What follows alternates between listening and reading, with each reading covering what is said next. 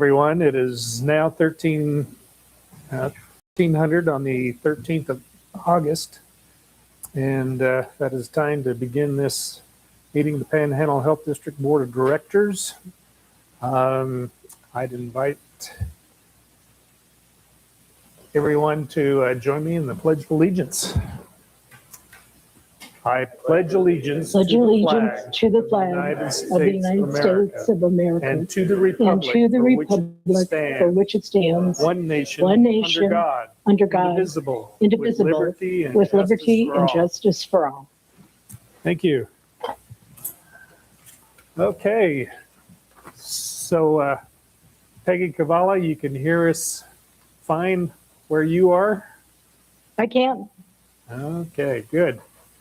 And Jennifer, can you hear us okay? I can. Can you hear me all right? Yes, got you loud and clear. Great. All right. Jessica, if you could conduct the roll call this time. Okay. Peggy Cavalli. Here. Dr. Johnson. Dr. Nolans. Here. Dr. Fletcher. Here. Commissioner Cowles. Commissioner Bertling. Here. Chairman Bailey. Here. Okay, let's see.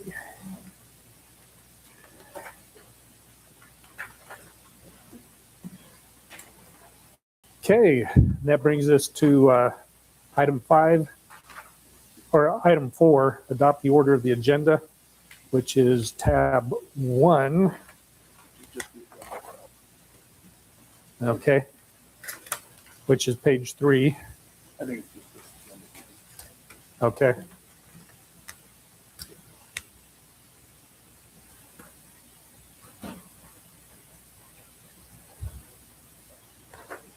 So do we have a motion to adopt the order of the agenda as here presented? I'll make that motion.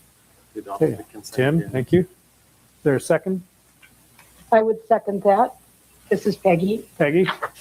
Okay, Yes. It's been moved and seconded that we adopt the order of the agenda as here presented. Any discussion? Hearing none. All those in favor say aye. Aye. Aye. Aye. I Any opposed? Okay, the motion passes. Now, are we going to be making roll call on each of these items that we're supposed to be on action item? I have it as a roll call, but it's up to your discretion.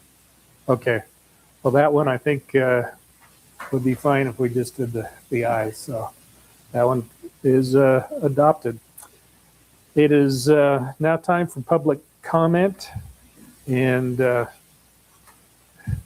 sir, I see you raising your hand. Could you please stand up, tell us your name, where you're from, and what your issue is you'd like to address? You bet, you bet. Thank you for the opportunity. So my name is Lawrence Carsall. I'm with the Kootenai-Shoshone Soil and Water District. I'm on a number of other boards as well as the Aquifer Protection District Board for Kootenai County. And that's kind of why I'm here. We had a funding request from a citizen, Matt Router, who is chair of the Hayden City Council as well as vice chair of the Hayden Area Regional Wastewater Facility out there for a $50,000 study for the sustainability of the aquifer. And frankly, Matt's request seemed quite reasonable. The aquifer board does have funding. They actually have a significant carryover, which we're not really supposed to have significant carryover funds. So the funding's there. The basis why they denied his request is a private citizen cannot request funding from that group. It should be an entity or a group. So it was brought to me. I met with Leslie Duncan and Matt, talked to Matt quite a bit about his funding request. It would end up being something like this Greater Yellowstone study. This is my last one, but I'll pass it around. You can scan the QR code with your phone. It would be something like this. So basically, and I talked to Joel Nolan about this too. Maybe it should be a joint request from the Soil District as well as Panhandle Health to float this $50,000 study through the Aquifer Board, funding rather, to discover the sustainability of the Rafton Prairie Spokane Valley Aquifer. Now, full disclosure rather, there is a $200,000 IWAC study, Idaho-Washington Aquifer Collaborative Study. That's being done. We should have the results October-ish. And that's, even though the Aquifer Board in theory is tasked by statute to water quality, that was also referred to the quantity, how much is being pumped, who is pumping, what our recharge really is. So the results from that, that could be the study to end all study. But this would be more on a scientific basis, like that Greater Yellowstone study. Again, I need that copy back. I'm not leaving without it. It's my last one. By a Leon Cohen-Kiewitz, and I may have mispronounced his name, and he studied a number of aquifers in this country. The Ogalla Aquifer, for one. I'm not the best public speaker, but anyway, he has done a number of studies. We could, and I'm rather ill-prepared. I came from the job site here today, but we could revamp Matt's request for the board to review. And again, we could go through this on a joint basis, or have Matt join us, or maybe I could simply be better prepared next time. But anyway, I'd like this board to entertain that thought. If you're of the mind to do that, I frankly think the aquifer is rather important, and I question if we're on a sustainable path. I'm not really going to get on my soapbox there, but we do have climate concerns. We do have unparalleled growth. We are stripping away our topsoil at an alarming rate on the prairie. We're on a number of trajectories that frankly concern me. Where those lines intersect, I don't know. I don't know. So I think this study is worthwhile. Now, it was $50,000 last year. It's probably going to be 3% more this year, or whatever. I view it as an opportunity, and you can study something to death, but even in light of that other $200,000 study, another $50,000, $250,000 to discover where we may be on, what trajectory we are on.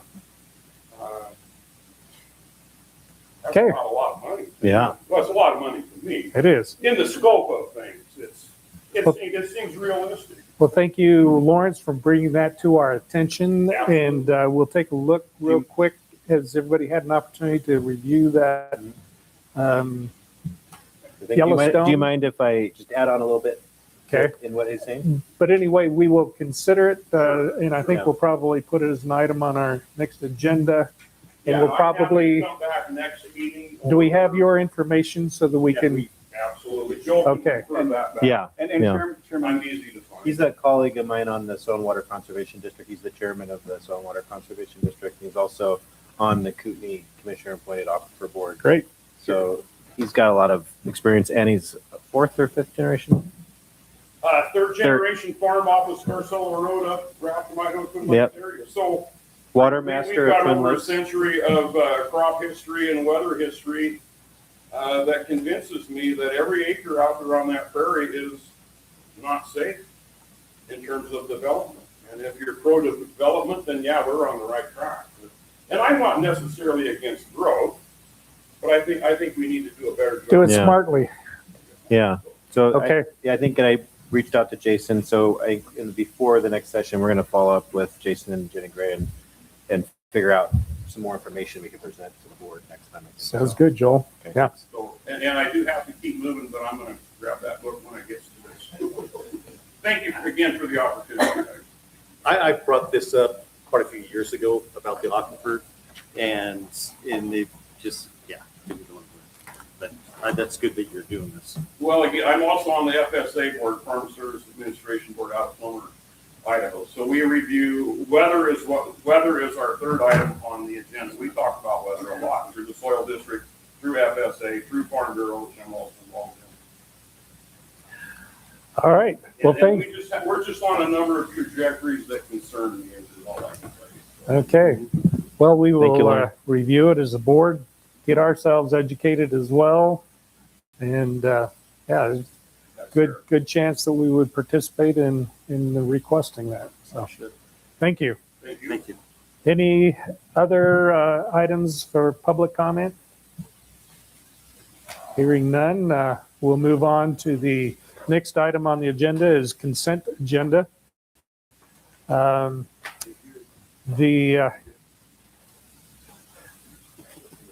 Lawrence, thank you for coming in. Take care, guys. Take care. Okay, draft minutes from July 9th, 2026 board meeting. Were there any comments on that after you reviewed it? Okay, the item 6B, Panhandle Health District program updates for August of 2026. No comments. District policies, general policy 1-1, district-wide policy and procedure development and management. Item D is the financial report for the 12 months ending in June of 2026. And item E is the contract ratifications. Subparagraph I, the NIC Head Start program. Assuming. Do we, Okay. what is the Head Start program again on that? That agreement, and Kim may be able to speak more to it. You know what, I might just default to it. Okay. So that is the agenda. And were there other questions other than item E? Chairman, I think Kim, would you like to provide us some information on that? Yes, the NIC Head Start, it's really a cost reimbursement grant, very small amount, but it's really to provide time for our registered dietitians to help the Head Start program as needed on nutrition related information or educating their staff or seeing any of the clients that may have a special nutrition need. Okay. And that's So out pretty of, basic. as something that NIC has. So we're assisting them and they're granting us money for that. Correct. Is that correct? Yes. And is that just like a general nutritional program? Like who's the main client of the Head Start program, I guess? Well, they see children. And so if they have an issue like with assessments and if there's a nutritional issue, then they would just refer to us as the experts of the nutrition. Gotcha. Okay. Related issues, and then we help them with that. We would also review their menus, making sure that everything is up to the standards that they need. Okay, cool. And is that like a flat rate, or is it kind of as reimbursed as hours are accumulated? Or It's reimbursed for hours and for time for personnel and also mileage if there's any driving between here and their sites. Okay, cool. Thanks. Yeah. Okay, were there any other questions regarding the So this Consent section agenda? here, because this is all the consent stuff, is there any update on the, is it the MRC or FET response stuff to the recent Spokane fire situations? Or is that? And Chairman, I believe that that's going to be incorporated into the medical director's report under the public information officer. Oh, okay, great. section? Okay. All right. Any other discussion? That is an action item. Do we have a proposed motion for that, for the consent agenda? Well, one other quick thing too, I Sure. was reading through is talking about how they're working towards that with epidemiology on working on developing a way to track the chronic disease factors that we're interested in. I just wanted to know if there was any more info on that or anything that we can share in that process, or do they need help with that, or who's all on that task, I guess, too. Okay. So why don't we get a motion to approve, Okay. and then we can open it up for discussion before we go ahead and approve or not approve it. I'll So, make a motion that we approve the consent agenda. okay. Commissioner Bertling, thank you. I can second that motion. Has been seconded by Mhm. Dr. Nolan. Yep. Okay, so we'll now open the consent agenda for discussion. Further information, I guess, before we go ahead and approve it. So, Dr. Nolan, your questions you would like Thank you. further elaboration on? I can Yeah. answer Dr. Nolan's Okay. question. So there is an intern actually that's working Mhm. to develop a chronic disease data set that will show up a lot like the infectious disease data that's on the Panhandle Health website. Mm-hmm. This would track chronic disease over time instead of infectious disease over Mhm. time. We have a meeting actually this coming Wednesday, and Okay. Rebecca and that intern that's working on the project and myself will be there, and she's going to show us what Okay. she's come up with. So I've seen some preliminary Mhm. things that Rebecca's worked on. They look really good. Mhm. If you'd like to be part of that meeting, it'd be great. Okay, great, thank you. And then do we know as far as like where the data collection might come from, or what would be some of the avenues on that? Yeah, there's a database, the name of which is escaping me right now, that they're using that measures emergency department type data for the most part. It's hard to find a data set that can be used real time is part of the problem. But I think we'll probably discuss some of that during the meeting on Wednesday. Okay. Thanks. Yeah, I was thinking of figuring out, like, 'cause we have the provider network stuff and all that kind of thing, and figure out, is there a way to get, deconnected data, or just even diagnostic codes and things, and like that we could then put together in a more comprehensive set, rather than just who's hitting the emergency departments or that kind of thing. Yeah, no, I Yeah. think that's the challenge, but I agree. Okay. Thanks. Okay.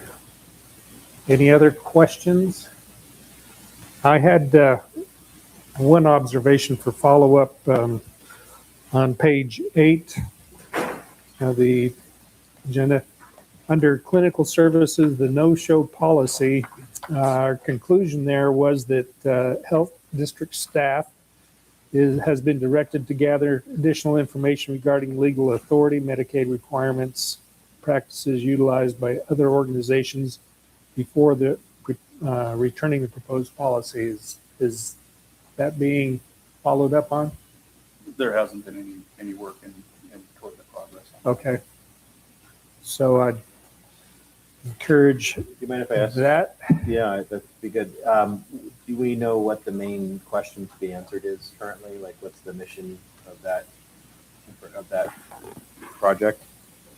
Well, the no-show policy has been stated Mm-hmm. that quite a few practices have a policy Extremely requiring you to either be there or there's a penalty for it. And we discussed that. Yeah. There's some benefits to that, but then what's the downside?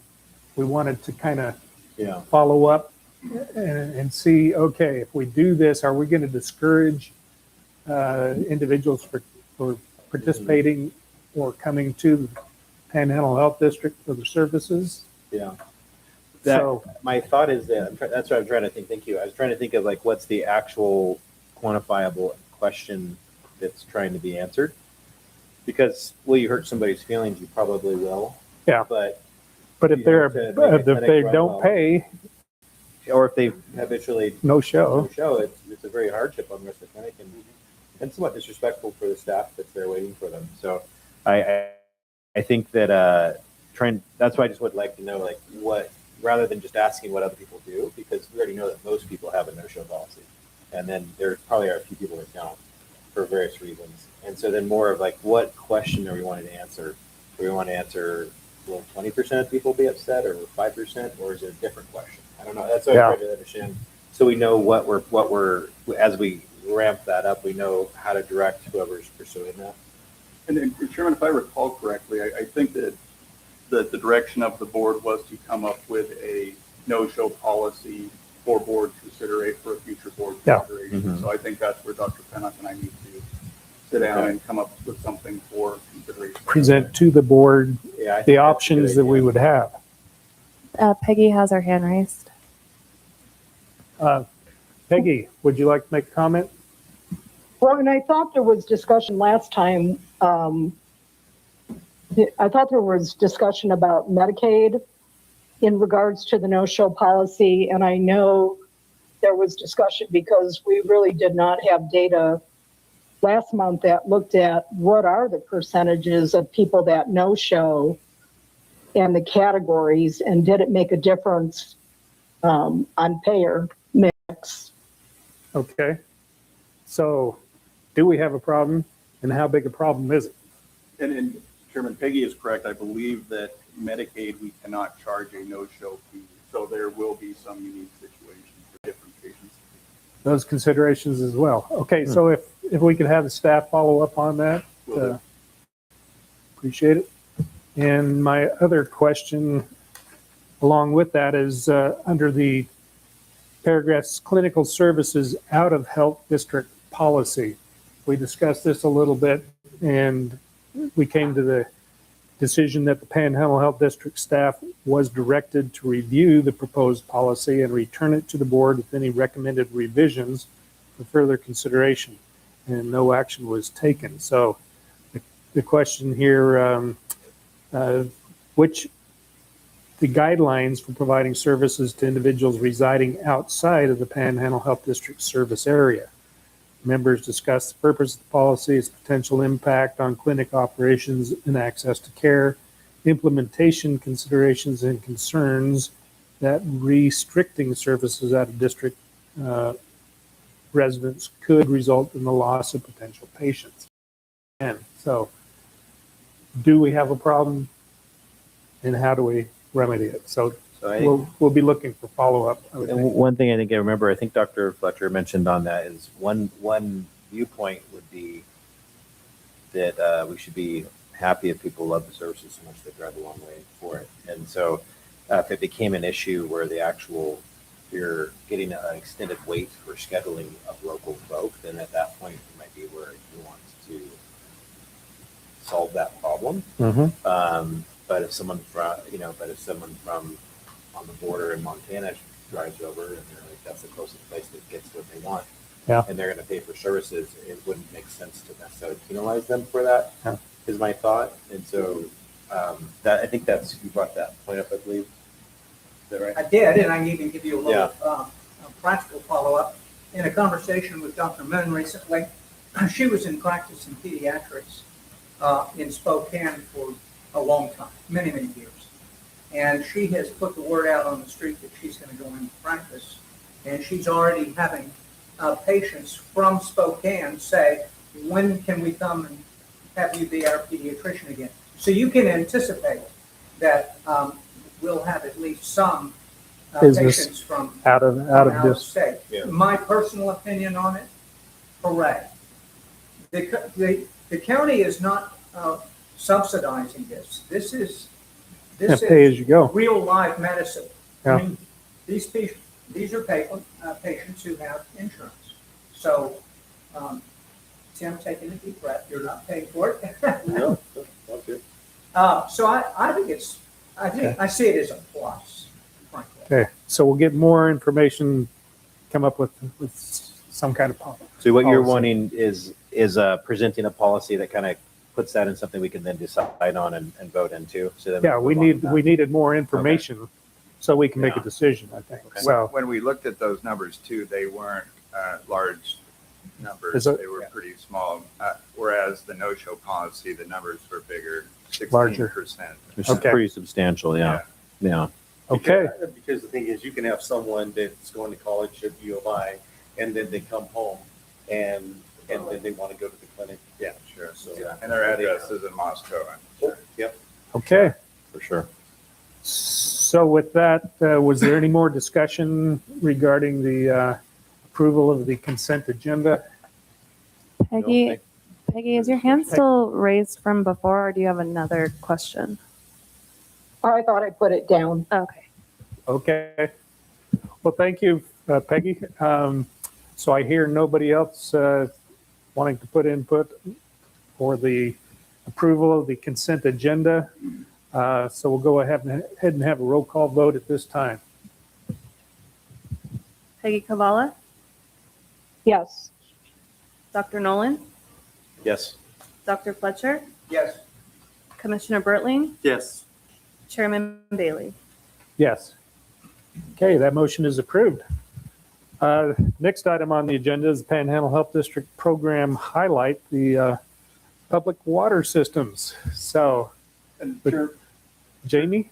And Chairman, if I may, I am going to try to make a concerted effort to have program updates in forthcoming meetings to provide information to the board on various programs Sure. we have here at the Health District. Jamie's, I asked her to present to the board on the public drinking water system. She's been with the district for 25 Almost plus 26. years. She's been working in the public drinking water program for over a decade. And, Okay. She is a wealth of information. Excellent. I don't know. Well, Jamie, we appreciate you being here, and we may have some questions for you. Well, good. Thank you for including me today. Yeah, so been here almost 26 years, 18 years with the public drinking water program. And the program is essentially set up so that we provide safe and reliable drinking water to the public.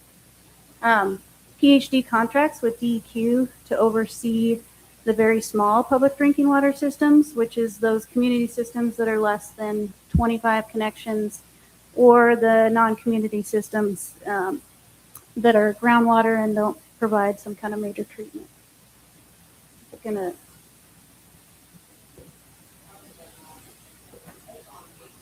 Okay, no worries.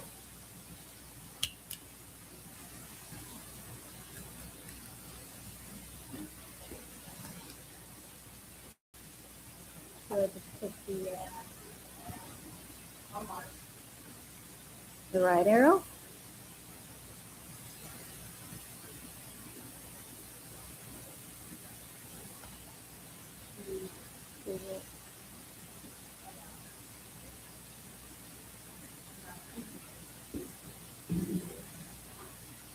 Well, it's not as exciting if I just stand up here. So, That's okay. but I'll tell you though, just while we're figuring that out.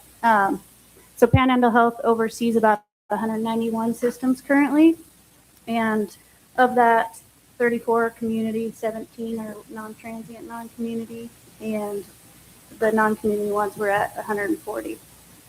Oh, sure, yeah. So public water system is the system that's serving drinking water to at least 15 service connections or 25, an average of 25 individuals per day, at least 60 days out of the year. So again, our highest amount of systems is those transient ones that are 25 people of a changing population. So they don't require having a licensed operator and often require more of my effort to provide technical assistance, because an operator, they're knowledgeable, they're trained in this, and can oversee and manage the system a lot easier without my assistance. And really the piece of this presentation is just one piece of the PWS program, and that's sanitary surveys. It's a big part of our program. That's basically a sanitary survey is an inspection of the water system. And we go to each system every 3 to 5 years. And this is just kind of the elements of that survey. Are you clicking or am I clicking? Oh, no, maybe it works. Okay. So significant deficiency is basically a defect in the system that may cause contamination or has that potential to cause contamination. And so if that's identified, those water systems need to provide a corrective action that's going to tell us when and how they're going to correct that. Okay, next one. So I would ask you, this is a well. Anybody want to tell me what's wrong with this well? I mean, obviously The connection is not solid. Yeah, so we got that electrical conduit separated. Could get bugs in there. Go ahead to the next one. Anybody notice the little hole in the side of the casing? Oh. And then the next one. And then even the cap itself should have a gasket in there that provides that watertight seal. Sealed. Yeah. How about this one? Yeah, no bolts there, so Holding the that cap seal is not in place. It's not going to be watertight. That one was in a pit too. Okay. This one, a broken collar on the bottom of the cap there, and you can see it's not tightly fit together. So again, compromised seal.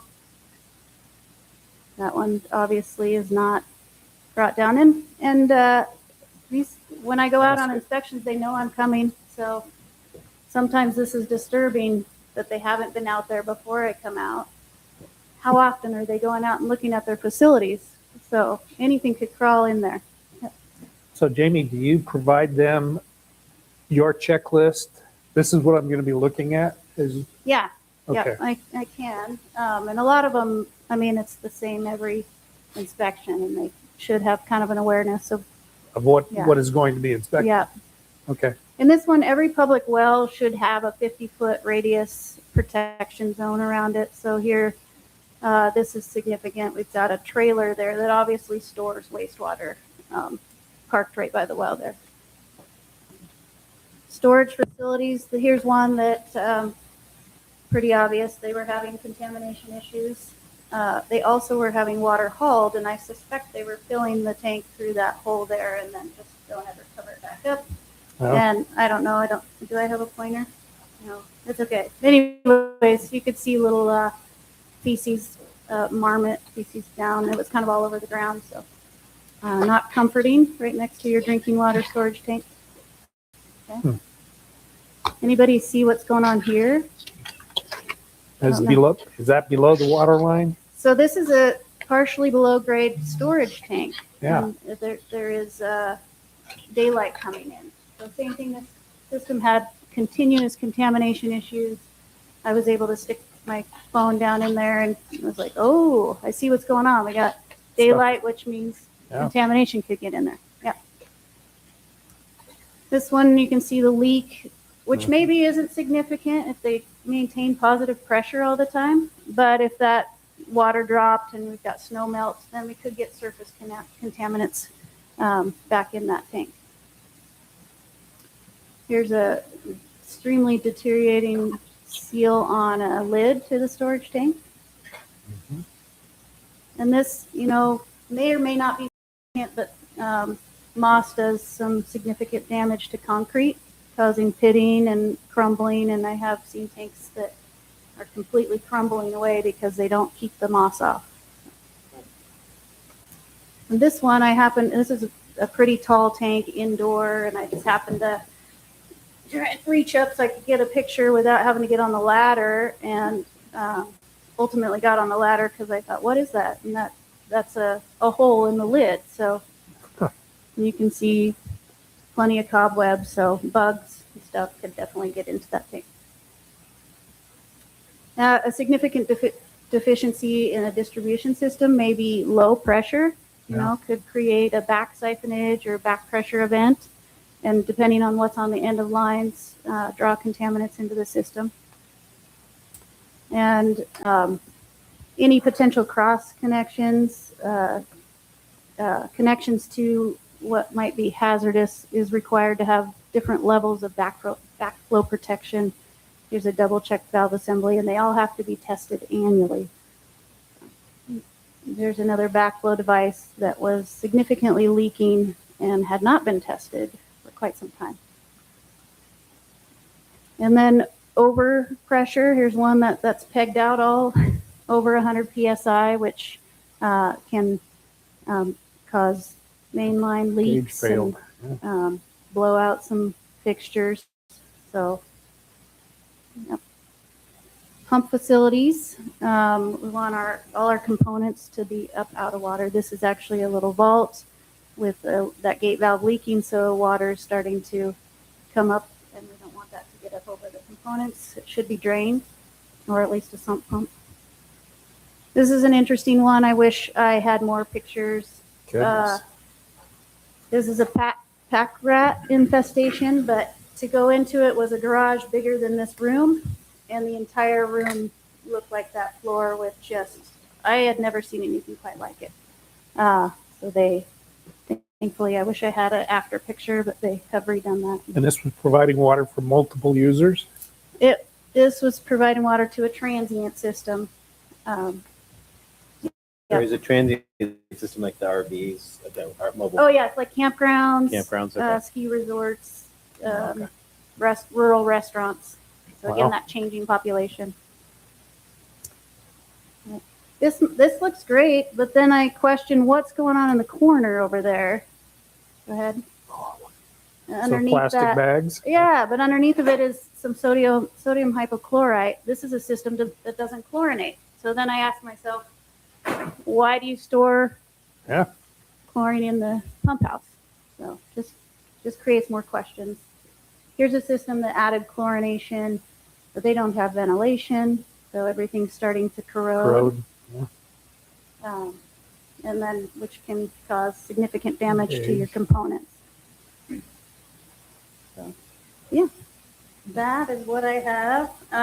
One thing to note in our area, I was at DEQ this last week with the engineering group, and we have currently over a third of the current drinking water projects. So we're continuing to get more systems.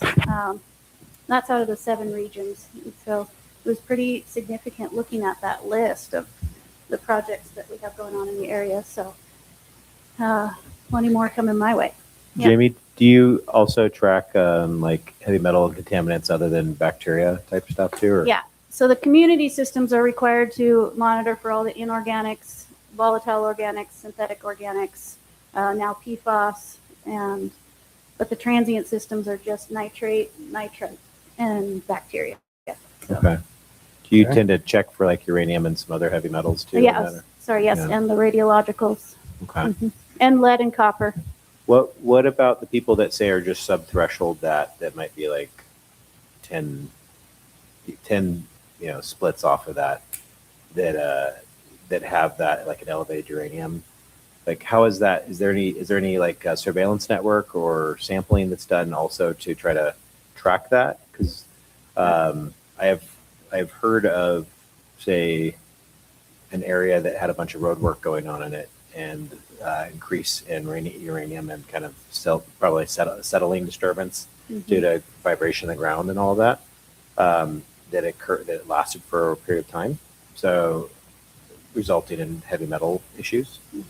So my thought would be is there a strategy for kind of maintaining that, like tracking that, try to anticipate that?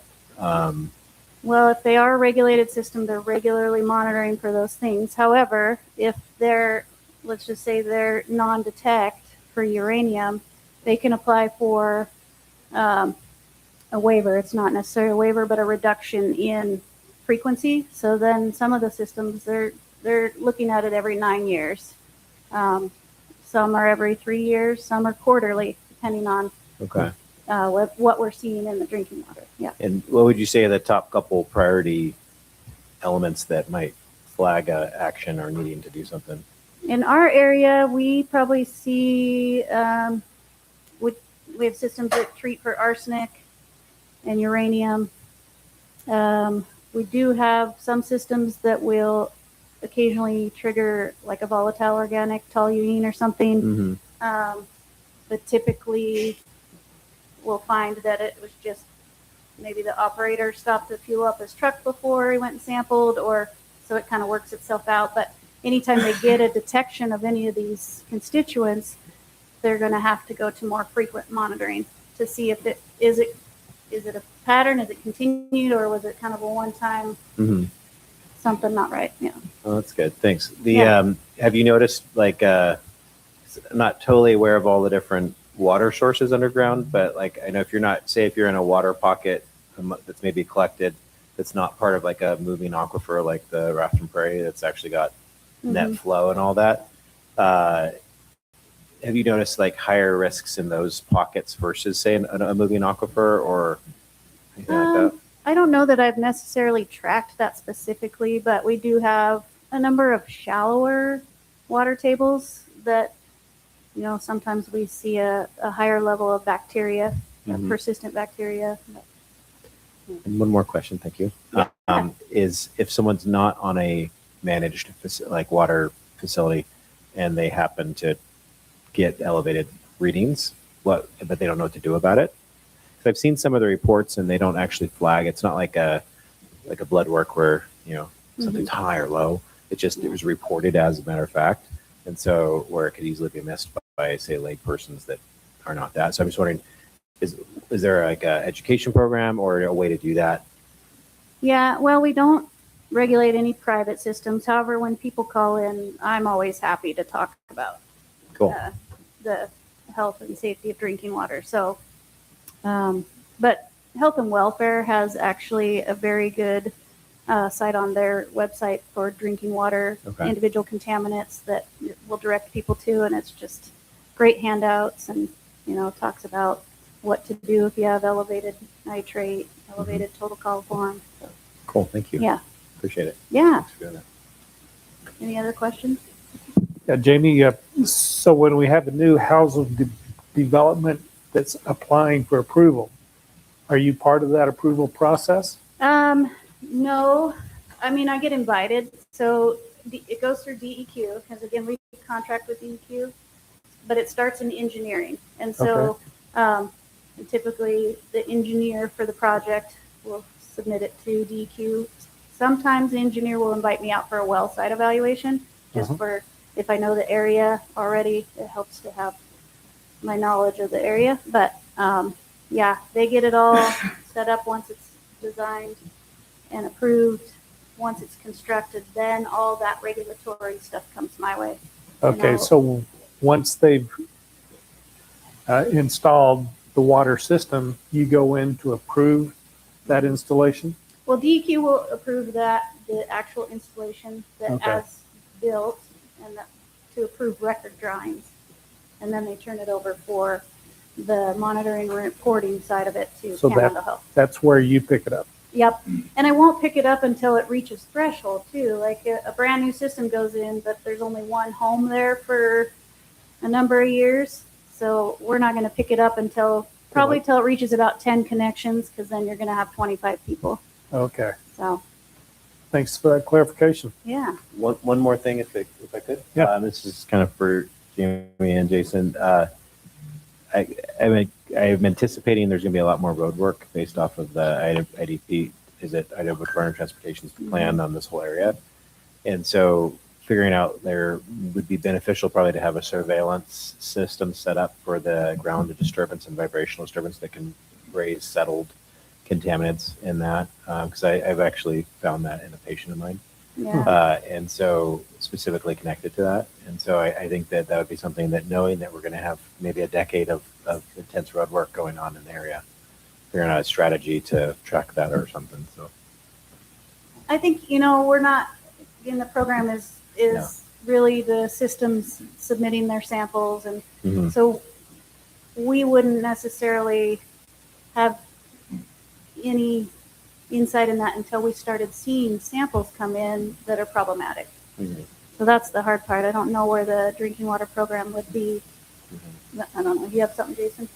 Yeah, I would just add to that on that, in that specific context, over the Ratzer Prairie Aquifer, that the Kootenai County Aquifer Protection District is working closely with ITD in review of these, and then appreciate that concern. We can bring that to the Aquifer Protection District and hopefully incorporate account for that in our aquifer sampling program. But that is that is a concern of the Aquifer Protection District, both for stormwater, shallow injection wells, but also during the construction. And that's a really important point. I'd like to include in there. So it likely would not be through the public drinking water program or through be more the through Aquifer Protection District. Yeah, in conjunction with Kootenai County Aquifer Protection District. Yes. Cool. Good points. Thanks, Jason. Any other questions for Jamie? Well, Jamie, appreciate your presentation, and thank you for the work you do. Yeah. I could go all day, but I know we have you. limited time, so thanks, Jamie. Okay, next item is the medical director report. That'd be tab 3. So, Dr. Pennick. Thank you. These are all just informational, only, no action items. Okay. First one is a recruiting update. I think most of my time has been spent recruiting nurse practitioners and physicians for the clinic as per the board's approval and for the commissioner's budget approval that we've spent a lot of hours talking about. I'll just remind everybody, recruiting is a very long process and candidates are difficult to find in medicine. We had one excellent nurse practitioner candidate. We started recruiting her in February. We got to the point of hiring her and then we lost her.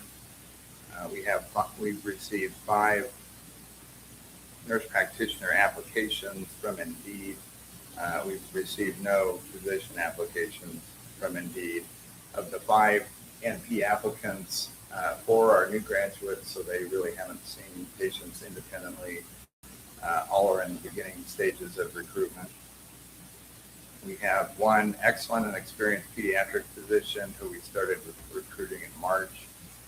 She's interviewed with a couple of board members, myself, and we had tentatively reached terms of employment in principle on July 8th. She has yet to be hired and onboarded. And I'll just say that when we started the clinic experiment, I've asserted several times that making a successful budget-neutral clinic at Panhandle Health is feasible, so long as the clinic can be set up and operated within the constraints of a quasi-governmental independent health district in a manner that's similar to the private sector. And I think the key phrase is within the constraints of the quasi-governmental independent health district, similar to the private sector. And that assumption is being severely challenged.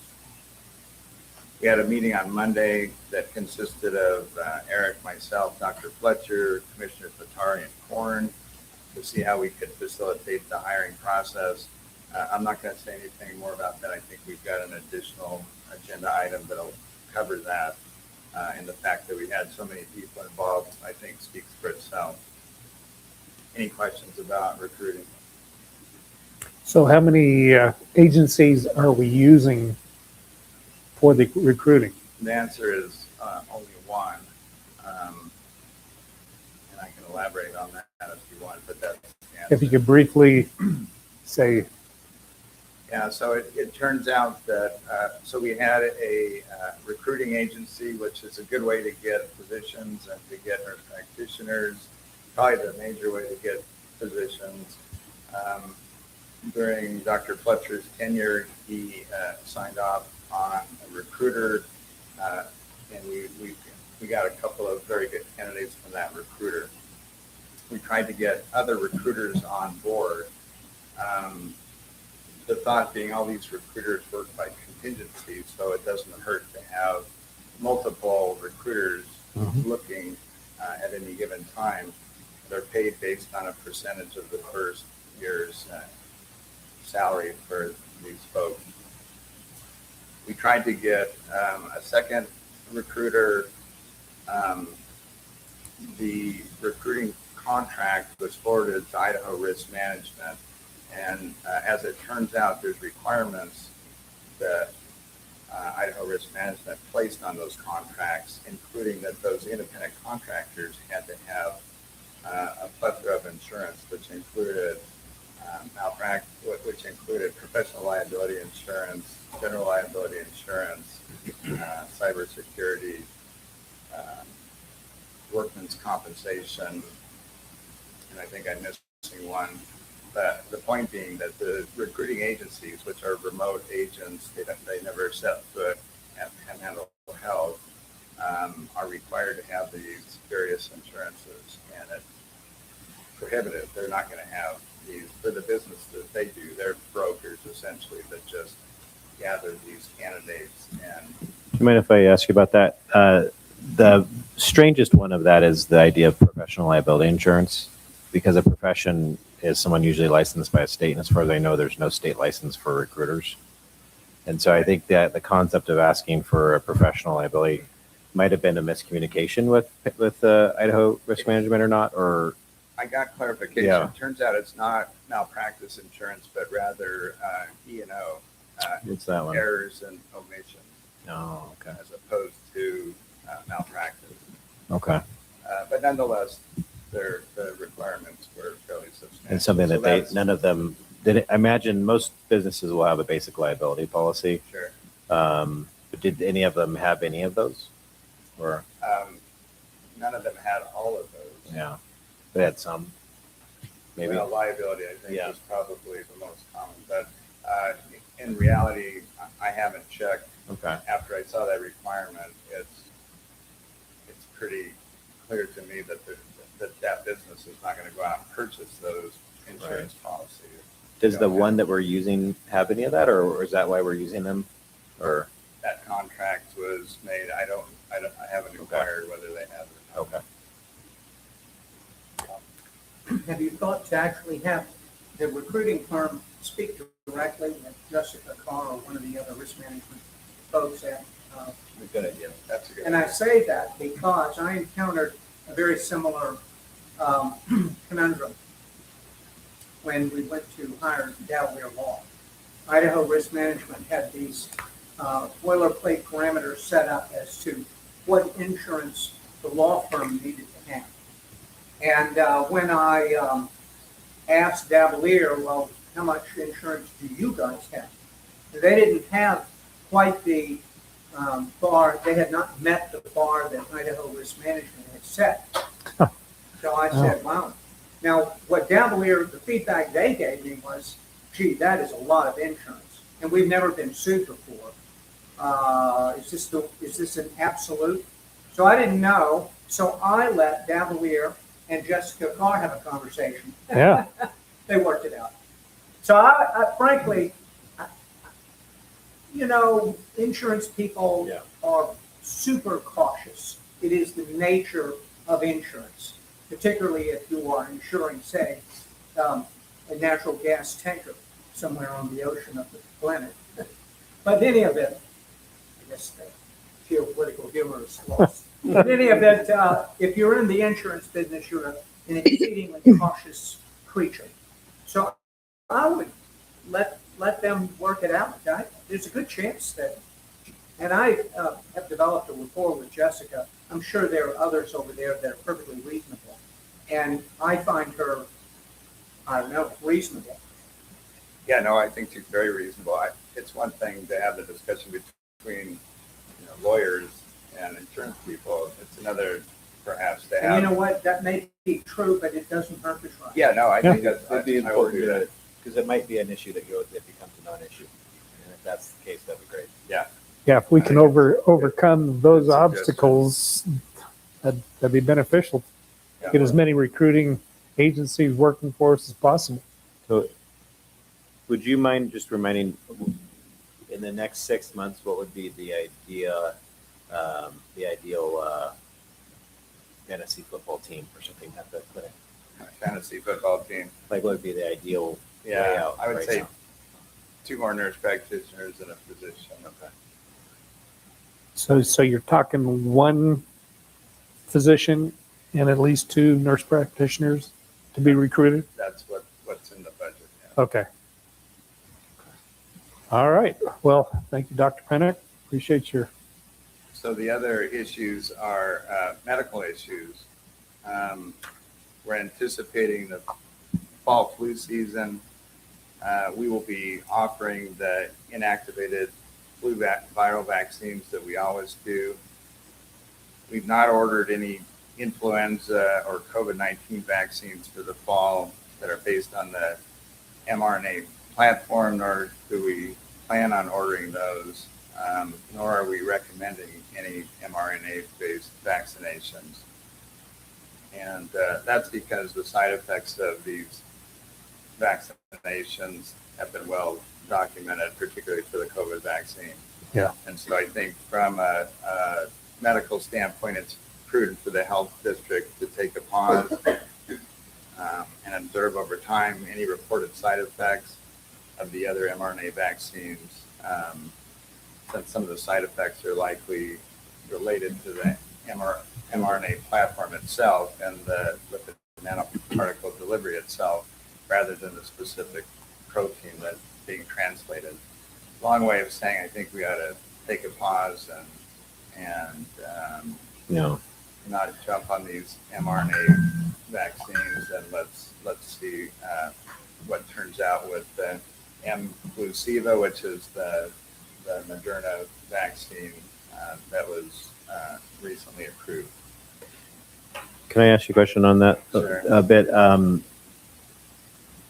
Back when I was first starting out, you could still get preservative-free individual dose compounded or not compounded vaccinations available, including tetanus. You could order a preservative-free, single-dose, tetanus shot. I know that I think from HHS, there's been discussion of that being a potential return to that kind of thing. Have you heard any, or is there a place we can check on availability for those kind of things where we could say if we were able to offer a preservative-free single-dose tetanus shot rather than, and then we could eliminate some of the potential inflammatory for people that want to stay up on those? I'm not aware of any compounded vaccinations. You probably know more than I do about it, but I can check into it. Okay. Peggy has if her. If we could start to look into being a little more proactive on that, that may be helpful. And I think it's the direction that we're kind of headed back to, because originally they were for public health purposes of, this might, traditionally the public health viewpoint is the patient in front of me is the last time this patient's ever going to see a medical provider. And that's the basic mindset that's in public health philosophy from a clinical perspective. And so then it's like, we need to give them everything we can possibly give them in the goal of trying to help them, and they may never see another provider again. And so I think, so we went to like compounding lots of these vaccines, which has resulted in more and more issues. And so I think there's a push from the science and the doctors that are at HHS to say, hey, you might want to like go back to the way we were at before, and make it so that we're not stressing out people's immune systems so incredibly. And so I think that if we could look at trying to maybe even be a leader in that change, that could be a possibility too. So Peggy has her hand raised. Okay. Is that Peggy? I have two questions, so I would like to understand, Dr. Pennock. So do we know the numbers of patients that we have served with those vaccines that we're deciding to no longer carry? Do we know the revenue from that? And I also would like to see the research that was looked at in making this decision to not carry these vaccines. All right, let me answer in that order. So the number of patients, I think, is small. The number of patients receiving COVID vaccines these days is diminishing. As far as the influenza vaccines, we'll still have the traditional inactivated viral vaccines, so we still have those available. Keep in mind that the flu vaccine is that brand new? Just on the market. So we've had 0 people have that. We've had 0 people have that in the past. So that's the number question. As far as revenue. So do we know the numbers, or do we think? I mean, I'd like to look at the data. All right, I don't know the numbers, but I can get you those numbers. As far as revenue, these are expensive vaccines. The vaccination program in general is money losing. We lost $211,000 in the vaccination program for fiscal year 25. I haven't seen the numbers for 26, but I don't think we're making money on the vaccination program. And among the money losers, the most expensive ones are, among the more expensive ones are the COVID vaccines for adults.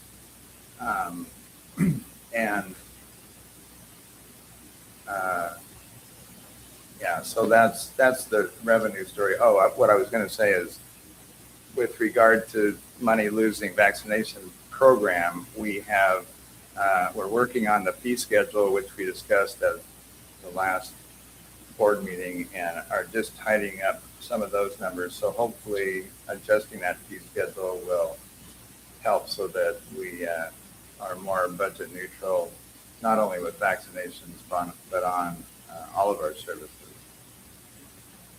And as far as the data for why we're doing this, we have a large experience with COVID-19 now.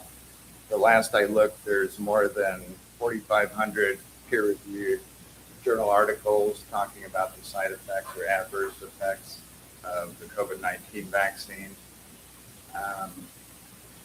So that's probably, well, that's one piece of data. Second would be the VAERS data, the Vaccine Adverse Event Reporting System, which underestimates the true incidents of adverse effects, but it's a self-reported system through the CDC and the FDA. And the COVID-19 mRNA vaccine has more reported adverse events than any of the other vaccinations combined, and more deaths than any of the other vaccinations combined. So there's clearly a safety signal there that needs to be addressed, that we need to pay attention to. These vaccines are also available elsewhere around the area with through Walmart, through Walgreens, and so individuals, if they so choose, can still get these vaccines. We're just not going to have them available here or recommend them. So again, if you would be willing to share the research that you looked at, the links, Sure. I would appreciate that. Thank you. Let me give you two resources that you can go to. The first is PubMed, and you can just search COVID-19 vaccines, side effects or adverse events, and or a particular disease. So that's PubMed. The second. Most autoimmune diseases, as well as you can also search connection it with Epstein-Barr flare-ups from chronic Epstein-Barr virus, and so you'll find a fair bit of information on that. Yeah. So one of the things, Peggy, have you also Website. I'm sorry, Peggy, have you also done research on the supportive side of this, or the negative side of this? Well, what I would like to understand is the research that was looked at, and if you're willing to share that. I totally get that, the numbers can look very high with adverse effects, but I would like to understand what adverse effects specifically, because if you're looking at redness and swelling where a vaccine is given, that there's.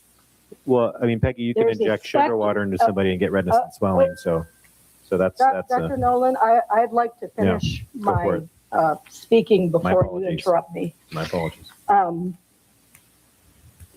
There's a continuum where you have, you can have minor reactions and you can have very serious reactions.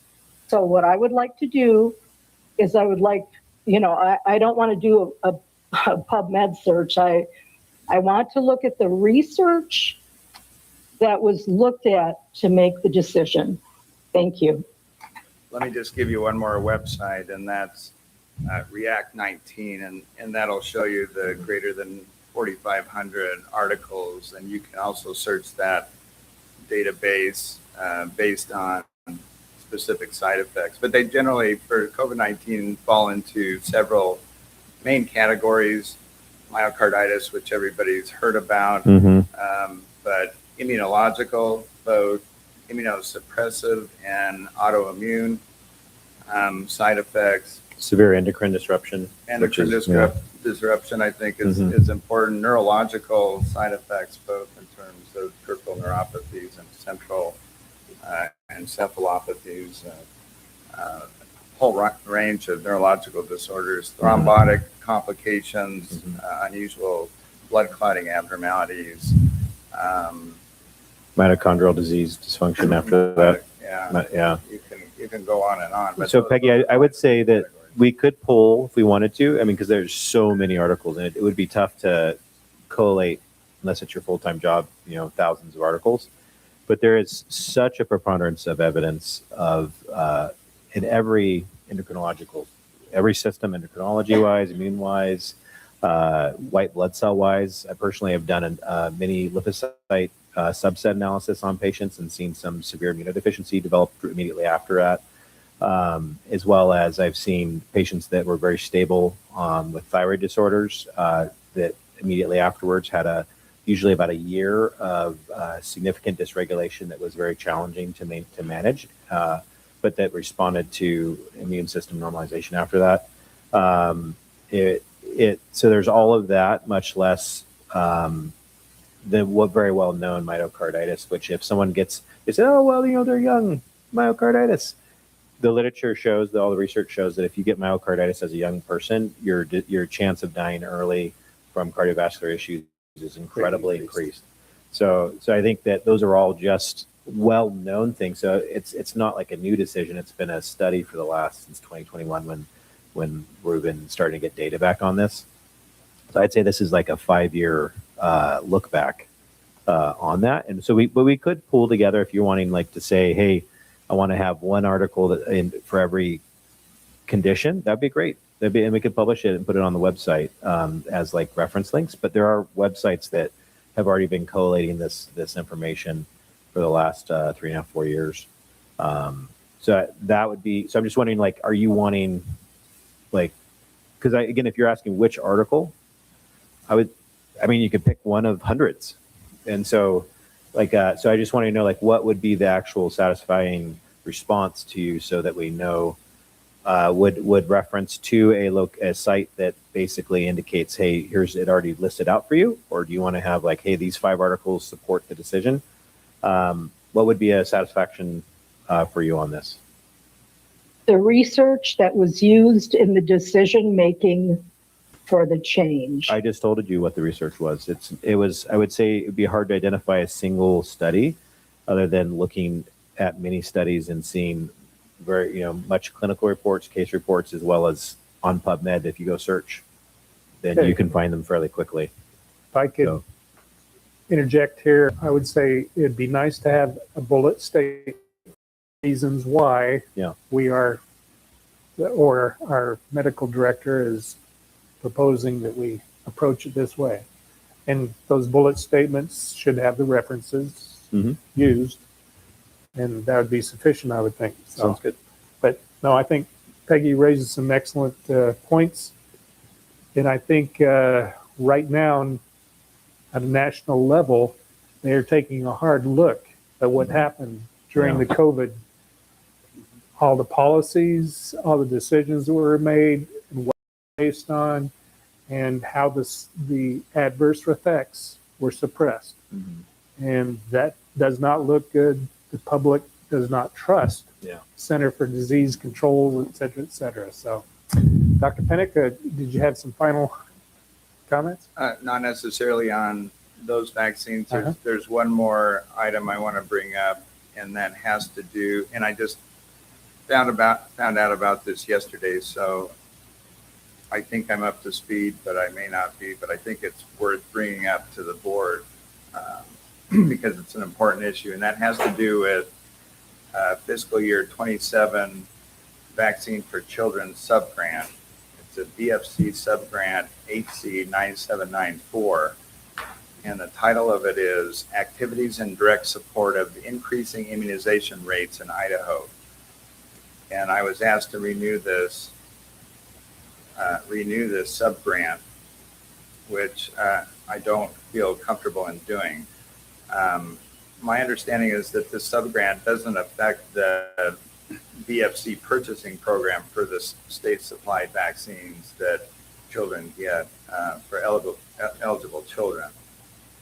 Rather, this is a subgrant that has a lot of strings attached, and it's a relatively small dollar amount. It's $61,000, and has strings that require cost accounting and billing, mandatory reporting, required meetings, etc. And the grant explicitly states that all activities must be in direct support of increasing immunization rates in Idaho, which include marketing, promotion, education, and other services.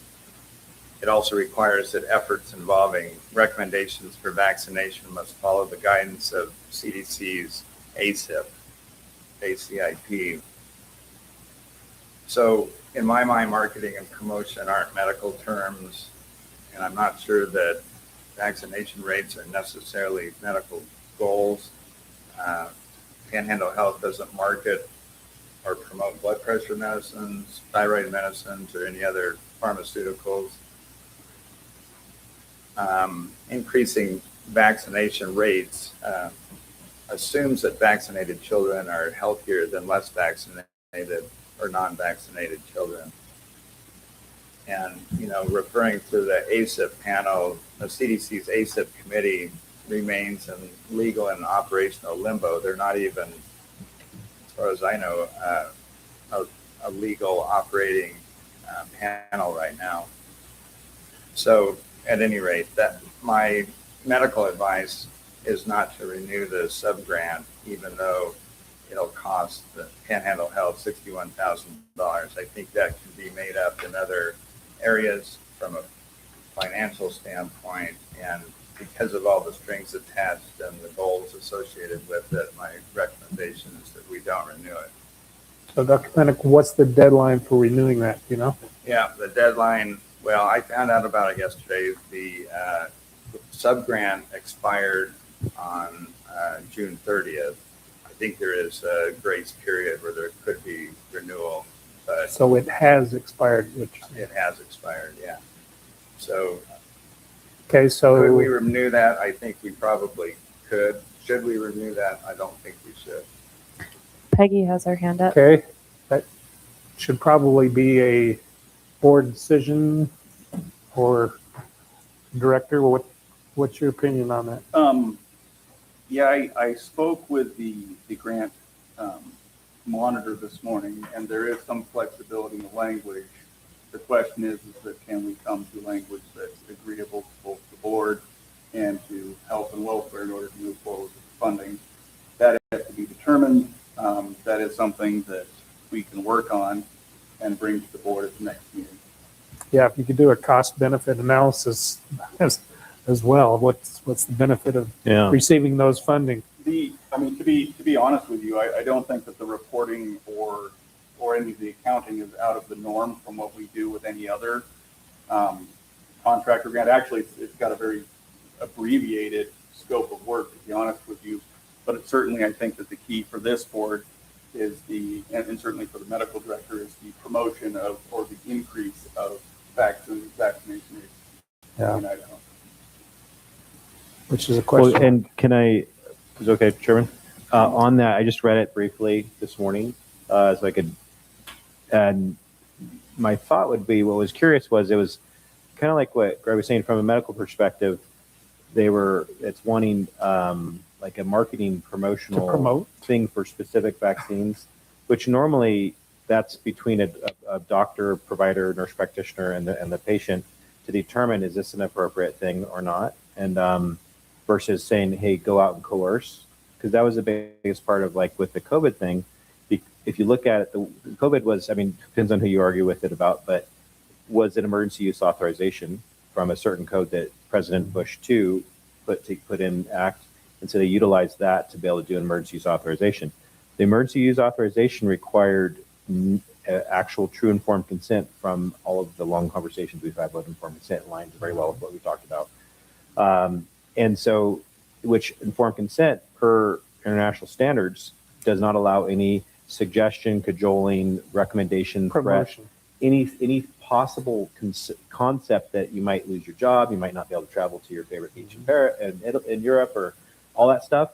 All of that's considered threat and coercion and all of that.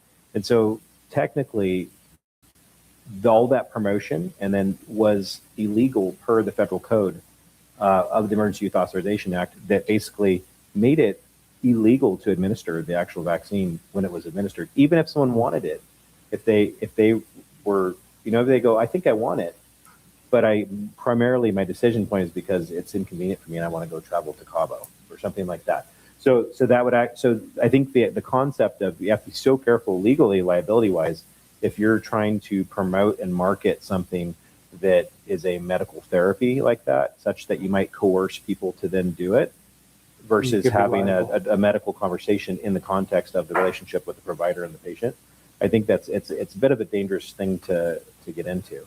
So is my thought. So I think Dr. Nolan makes a hugely important point, that we're going to take each patient and treat each patient as an individual. We're going to go through the informed consent process and do what's best for that individual patient.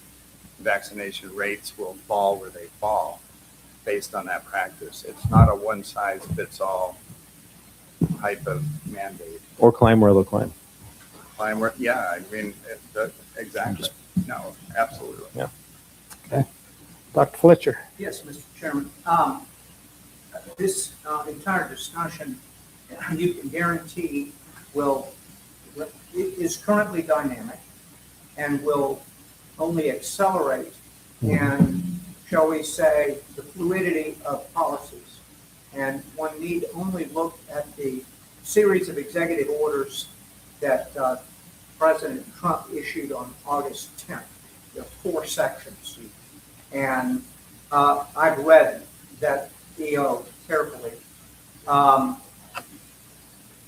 There will be fallout from that EO, guaranteed, clinically, operationally, and even statutorily. Section 4 of that EO I found particularly interesting. He has authorized Attorney General Todd Blanche to prosecute states that have issued vaccine mandates. So in other words, you have to have your schedule of vaccines to go to school or whatever, employment. Well, that's now going to be challenged in federal court. So your New Yorks and Californians are going to have some legal challenges there. I guess what I'm trying to say, this is a very dynamic field. One need only look at a collapse of trust in the CDC vaccine schedule in just the last several years. If you were to poll, and this is Pew data, if you were to poll the American population from a mere 5 years ago, 85% of the population would have accepted the CDC childhood vaccine schedule, and now that number is a third. So, you know, it becomes challenging when you want to push a program where the population is saying, hold on, it's not clear that we trust you. And so it's a balancing act, folks. Yep, and we got to have the data to back up the decisions we make. So, okay. Is that all you had, Dr. Pennant? That's all for the medical director's report. There is a PIO report, and I want to let Jennifer speak for herself in the PIO report. Okay. I just want to say before she speaks that Jennifer's been doing the job of at least 4 people recently with the departure of a couple emergency preparedness employees or staff with Panhandle Health. She's been taking on those duties. She's been helping out with the fires in Spokane, and she's been trying to fit her PIO job into everything that's been going on. So she's not had much sleep. She's been working weekends and all sorts of unruly hours. So thank you, Jennifer. Appreciate Jennifer for that. And also she's mobilized the Medical Reserve Corps, and we've had volunteers from Idaho go to Washington State and help out with duties over there in the fires. So really appreciate the MRC's help as well. Jennifer, you're on. Jennifer? Thank you, Pennock. Are you guys able to hear me all right? Yeah, great. Yes. Loud and clear. Okay, excellent. So I'm going to start with an update on the PIO position, building a media vision, and like where I'm at with that so far. So I'm currently allocated a flexible 10 hours per week for PIO duties, including training. And as Dr. Pennock just touched on, the biggest challenge that I faced was that I was simultaneously transitioning out of emergency preparedness, or what we call FEP, when our planner and our program manager positions became vacant. So when the Turner fire in Boundary County and then the Spokane fire in the Spokane fire complex occurred, I kind of became the only experienced person that was available to manage a lot of that emergency response. So that department had traditionally been about a 3 or 4 person department. So since mid-July through now, with very few blue sky days in between, I've been working emergency response, not always coupled with Medical Reserve Corps, while still trying to fulfill all my PIO responsibilities. So that's limited the amount of time that I could dedicate to building the position strategically. But even with those challenges, I have continued to respond to daily requests for website and social media updates. while encouraging thoughtful content that has low levels of AI saturation, that align with our mission and that's relevant to our residents and our community here in North Idaho. What I'm trying to establish is a communication approach that's local, that's thoughtful, that's credible, and that's human. I don't want us to simply be copying and pasting messaging that's coming down from state or federal partners. I feel that we need to take the good information and make it relevant to the people who we actually serve in North Idaho. And as you guys were saying, that does come with putting data behind it, right? I've also been listening carefully to the board over the last 10 months and today. And one thing I have heard consistently is the importance of rebuilding and maintaining public trust. I understand from my peers and from public comments on historic social media posts that some of the communication during COVID created that perception that public health was telling people what to do rather than providing information that people could use to make informed decisions. And I don't doubt that the recent hearings with Dr. Fauci and a lot of the information that surfaced has reminded a lot of people to remain leery of public health. However, I do believe that we have an opportunity locally to change that. I want our messaging to reflect our mission: promote, prevent, protect. I feel like it should reduce stigma without ignoring risk and communicate honestly without being alarmists. I think it can provide information without being perceived as telling people how they have to live. We began this principle at Panhandle Health District by inducting informed consent into the bylaws. So I also believe we need to establish a clear communication pathway, particularly for medical and public health information, so that the PIO handles the communication strategy and public-facing message while our medical director is providing appropriate health and clinic information oversight. And that pathway involves cooperation and collaboration with all program ambassadors in our district. I put out a survey a couple of weeks ago, and I have some responses from that. I'm going to continue to collect that, and I'll try to present it at the next meeting.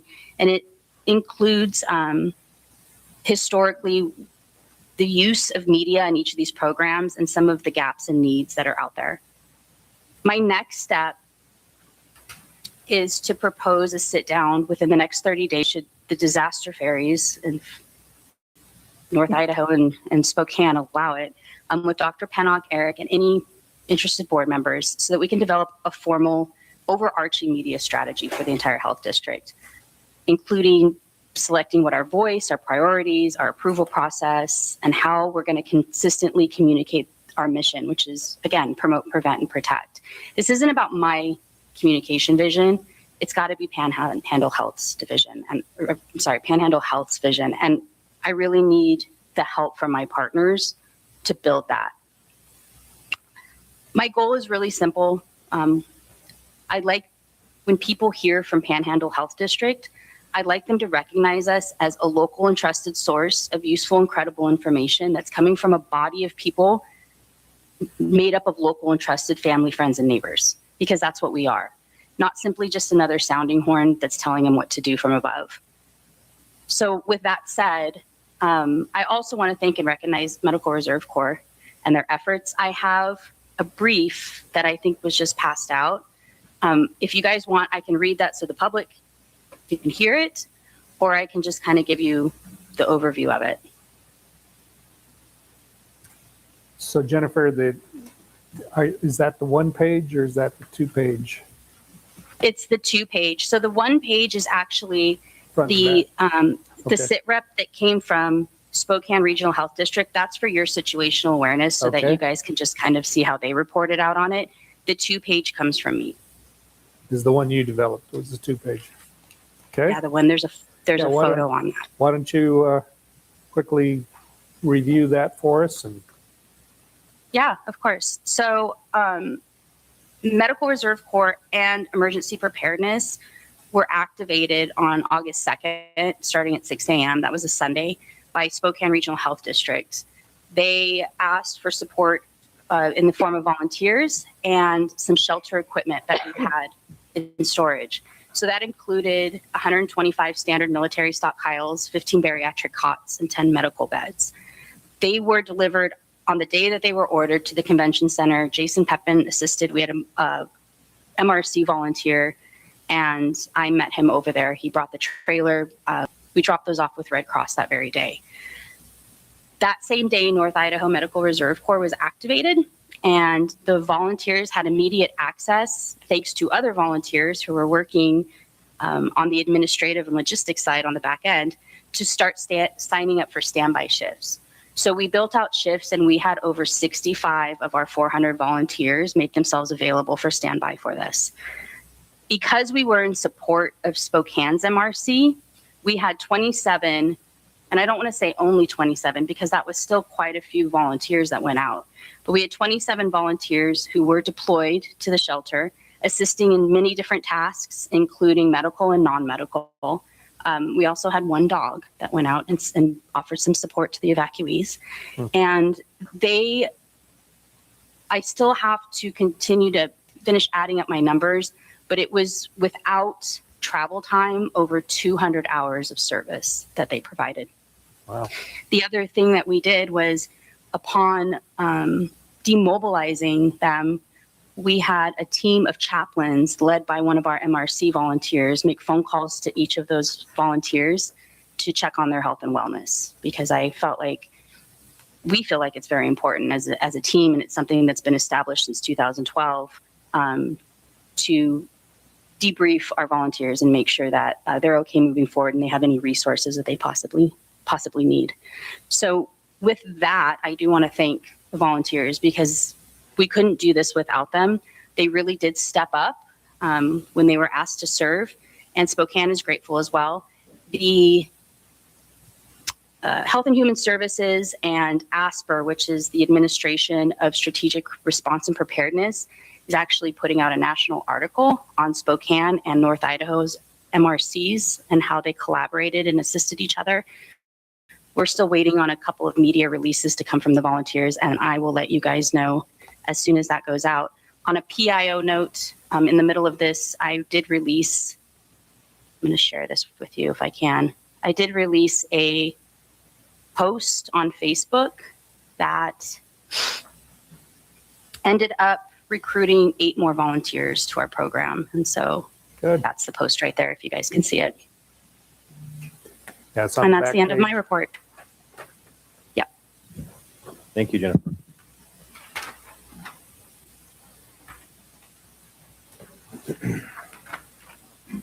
Okay. Well, did some excellent work there. Yeah, I agree with you on the future actions from the PI, like developing the PIO thing. As far as overall arching strategy, I think that'll be really useful for the whole district. So, yeah. Yeah, I think there's several board members that would like to participate in your media strategy development. So, Chairman, is it okay if I mention something on the PIO, just being in conversation also with Dr. Eric? Malone, go ahead.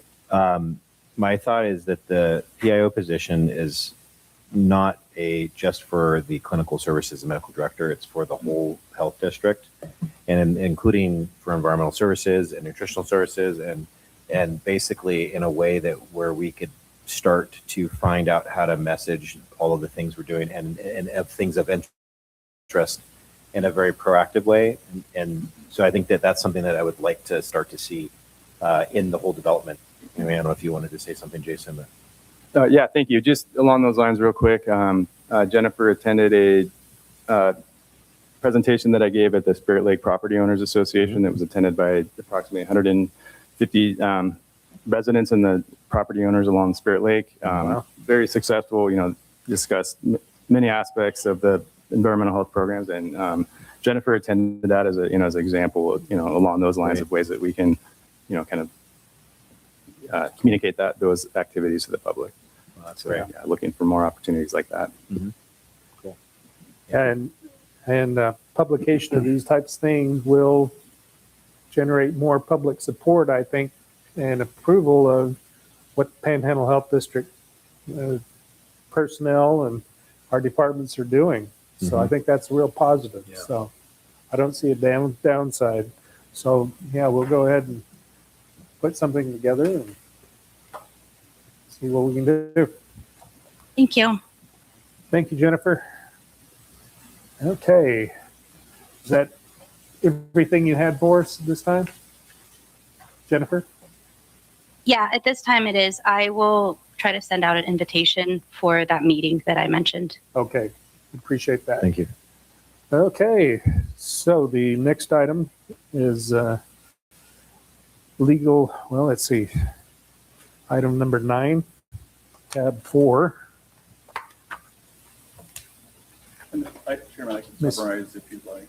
Sure. Yeah, there is detail outlined in tab 4, but this action item is pursuant to the meeting that Dr. Pennock mentioned on Monday, in which, and I got to give credit to Dr. Fletcher for providing a draft agreement.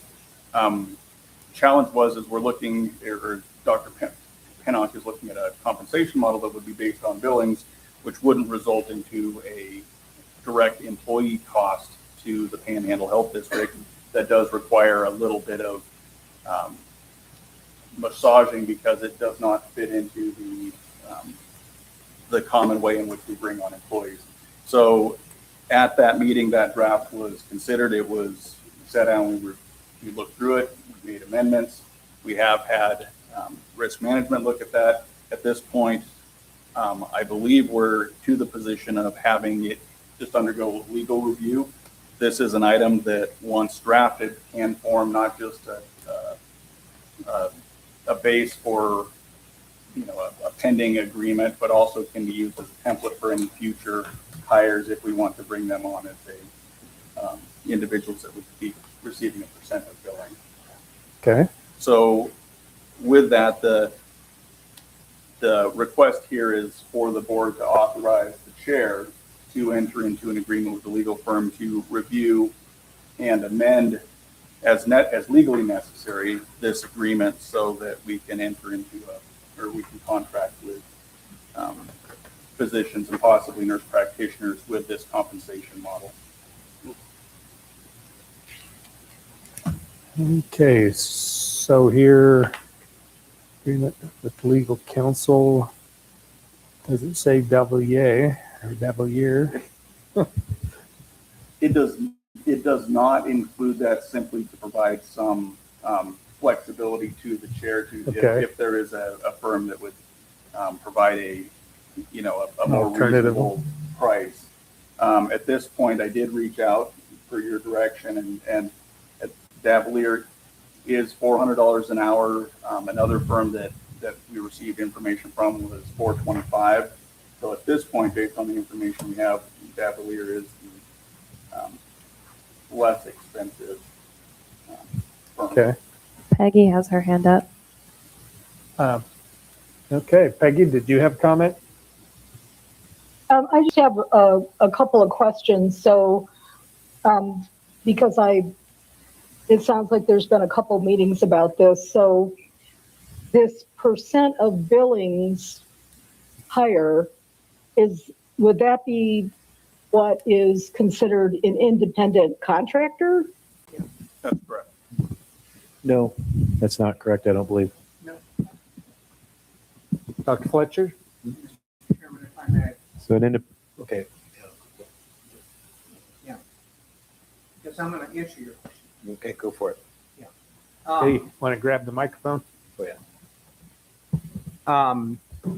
So Chairman Bailey was going to have a meeting, call an emergency meeting like 10 days ago. Right.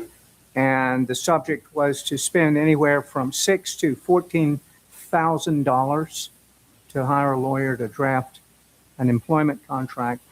And that struck me as Excessive. unacceptable. I mean, there's something wrong with that. So I started making inquiries and having discussions. And I'm not going to detail all of those discussions, but a huge amount of credit goes to Commissioner Matari, a man with some measure of pragmatic approach to governmental work. The loggerhead in the expense was trying to establish a W-2 contract, an employee contract for an individual whose job description is not really ironed out. Yeah. It doesn't exist. Almost by definition, we're going to say here, Dr. Moon, develop a pediatric practice. I mean, so in other words, there's no blueprint, there's nothing there. So how does HR structure this? Well, it's formidable, and no wonder it would take $14,000 to put legal structure to that proposition. So Commissioner Matare said, look, guys, just make it contract labor, a 1099, be done with it. So much easier. HR is going to be happier, the board's going to be happier, the lawyers are going to be happier. So I thought that was immensely reasonable conjecture. And then based on that, I generated a sample contract utilizing AI. Now, let me confess to you right now, I am not some AI freak. I have a great deal of disregard for that phenomena. However, for a finite task such as this, it ended up producing a reasonable starting point, and a collection of us got together, went through the various terms. It seemed reasonable. It vets well with existing case law in Idaho. It is compliant with all Idaho employment statutes. So from that point of view, it's pretty legally soundproof. And as a consequence, the estimated cost for legal to now bless it is not from $6,000 to $14,000, but they're going to start at $2,500 and maybe $5,000 or so. So it's less than 50%. Yeah. So again, the hero So here. my is- question, Okay, I'm sorry, my Peggy, go question- ahead. I had asked the question, is this going to be an independent contractor? Yes.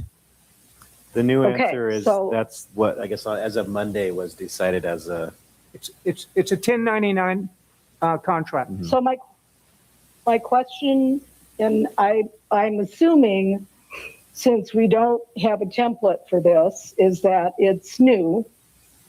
And if we have traditionally hired people on as employees, I know that in that employee process, there's an onboarding process that looks at both credentialing and background checks.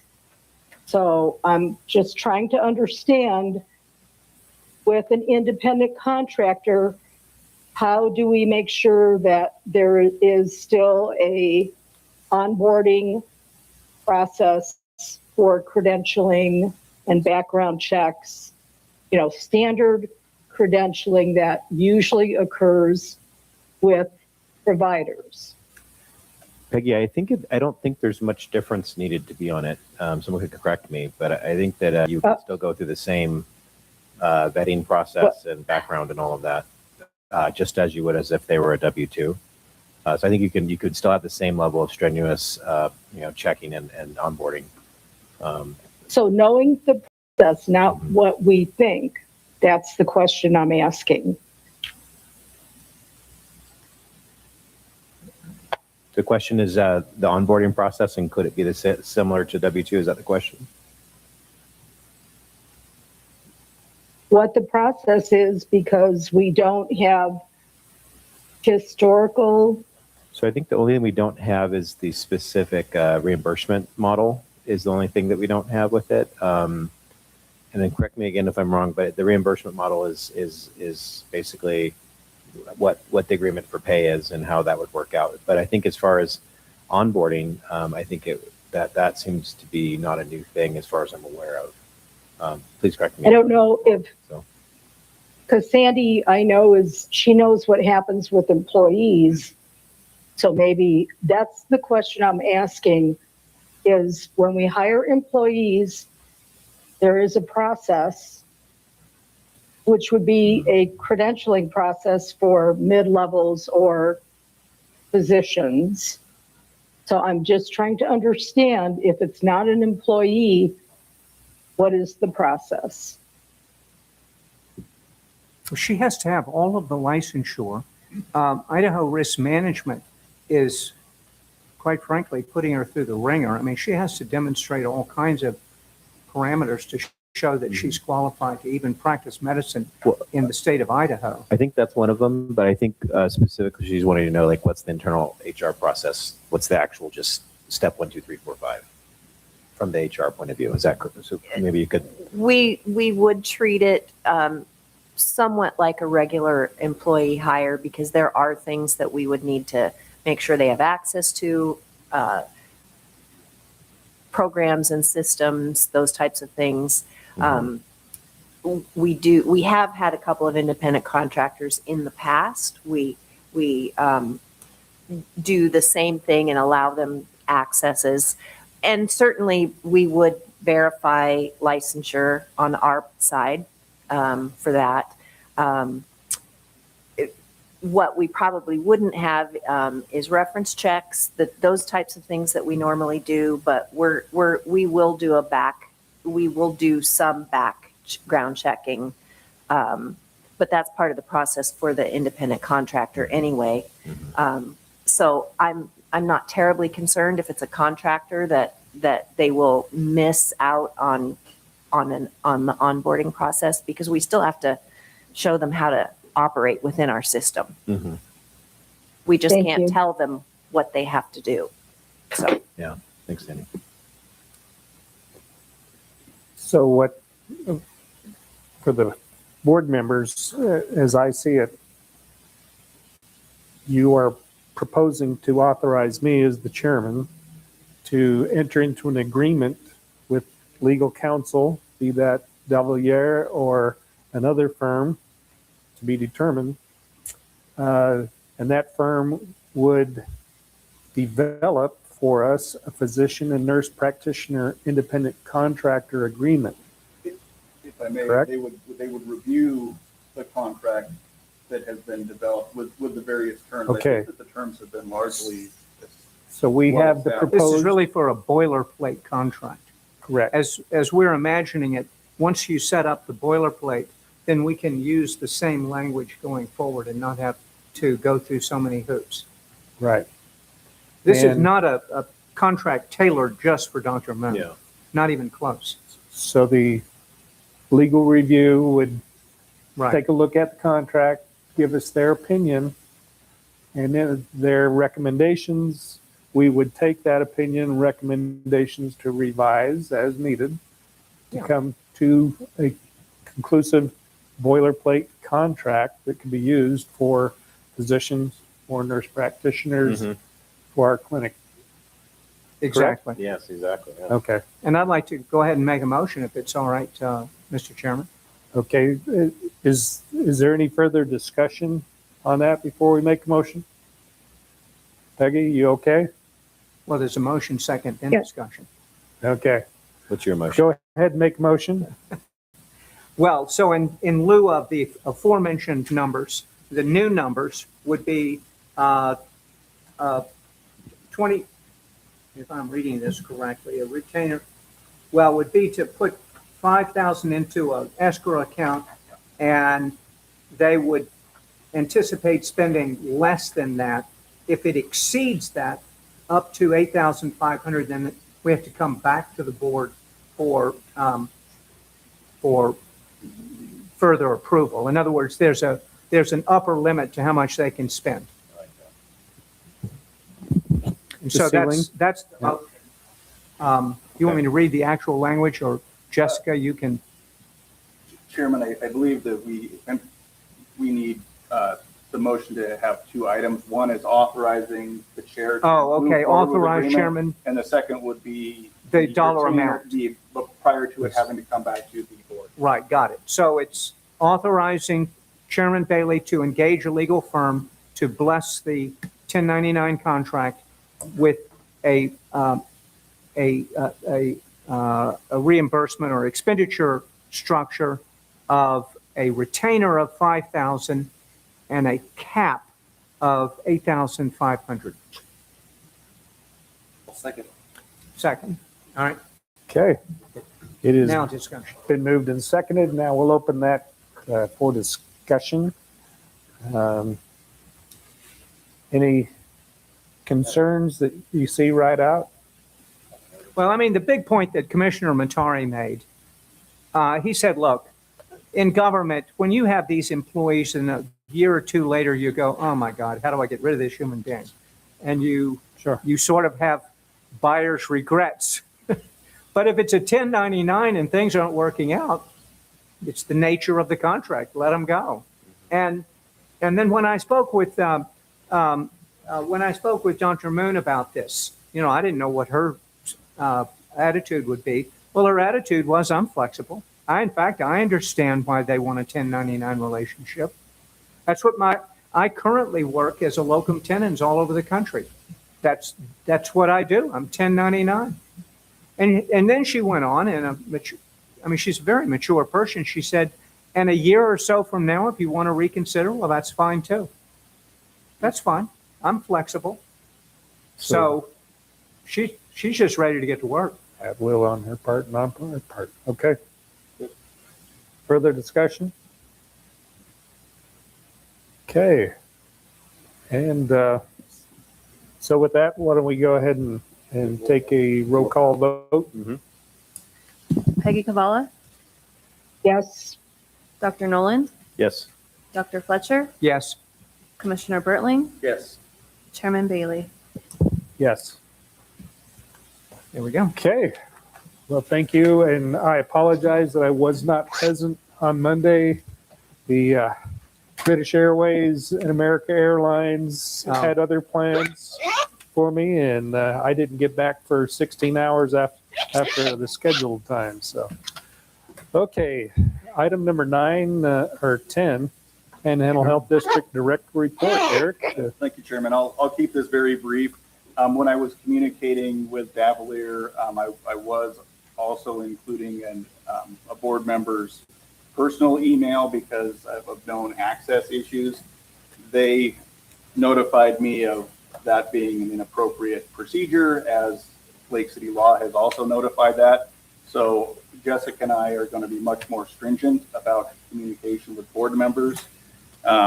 What we will do, though, is if we send something out to board members' PhD emails, she will also reach out and say, check your email, so that you guys are aware that something's out there. If you are having any issues accessing that email, reach out to Jessica and we'll get IT on it and get it squared away. Sounds good. Okay. Well, I appreciate everybody's participation today, and I think it was an excellent meeting, and hopefully we can move forward and get the hires taken care of as quickly as possible. I will entertain a motion to adjourn. All right.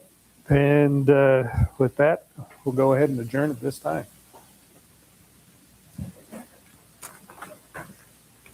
There we go. We were getting permission of the number of briefs. Okay. So I need to sign.